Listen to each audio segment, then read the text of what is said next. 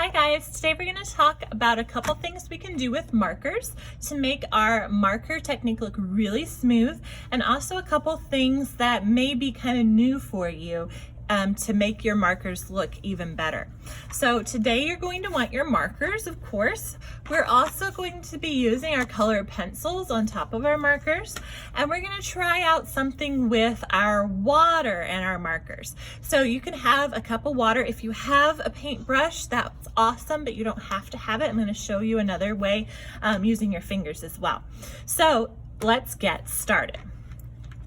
The very first thing I want to talk to you about is the direction you use your marker. Our broad markers have a tip and they have a flat side to make larger areas. So you always want to make sure that you are outlining your shape with your tip, like you're drawing, and then you want to turn your marker on its side to get that edge. This is what I call that duck grip, because my hand looks like a duck mouth, quack quack, and I'm going to hold my marker with that duck grip really far away from the edge to start coloring in my object. Now, if you are starting to color in, you may start to color in and you're using your marker in all kinds of different directions, however you can get that thing colored. But what's not so great about markers is that you're still going to be able to see all of those strokes, the direction that you used with your marker as it dries. So I want to practice going just in one direction and overlapping my colors or my lines so that I get a nice smooth color. So here, if I am coloring, I can use that duck grip here. If you're not comfortable with it, you can still practice going in one direction and overlapping, holding your marker more like we do when we write. But notice that I'm always going back over a little bit of where I just colored. That's going to give you the smoothest color. It doesn't have to be in this diagonal direction. It can be any direction you choose as long as you stay in that direction as you finish coloring your object. Okay, the next thing I want to show you is another way to make your drawing super smooth and cool. If I start to color something in, I'm going to color in here with my solid direction. I can come back when that is dry, which only takes a second, with some color pencils to change it. So let's say I wanted to make part of it this lighter blue. I could come in and I can color on top of that and it smooths it out. It almost doesn't even show up. It's so close to the same color. I could get, let's see, I'm gonna try to get a purple if I can find it. There it is. Maybe over here, I want to add something a little bit darker. So here, you can see that color pencil coming off the edge there as I round it.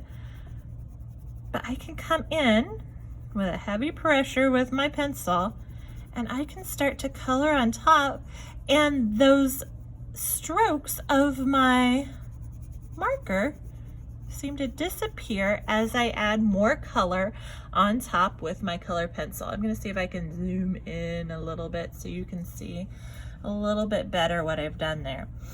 It's pretty subtle, but it gives it a lot more character. It makes it a lot more interesting. So that might be something you want to try as you continue using your markers. All right. The last thing I want to talk to you about is adding water to your marker. Our Crayola markers are what's called water soluble, which means that they will move and run on your paper if they get wet with water. So I'm going to make a couple things here. I'm going to start with my blue, and I can use my water cup and my brush, or I can use water and my fingers. And I'm going to drip a little bit on my paper here. And I can move my paper, and you'll see if I can get that under the camera right, that my color from my markers is also starting to move with that water. So they start to become almost like a different kind of watercolor paint, because you can move them around just like you can watercolor paints if you have a brush. You can get some really cool textures if you're dripping the water on there, and you can even start to blend some colors. I'm going to add some purple here. All right, so I'm sorry it cut off our adding water to markers. This is what it looks like when it's dry, and I want to show you again how to kind of mix these marker colors with your water. So I'm going to add some marker, add some blue and some purple, and I'm going to put them kind of close together here. And you can make smaller sections too if you want.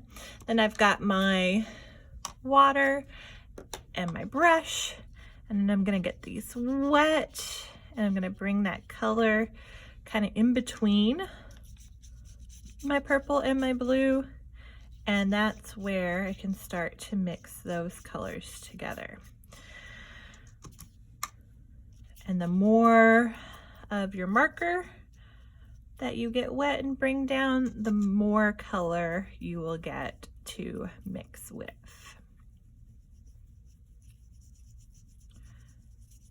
So I hope that helps. And I hope you found something that you can try out today.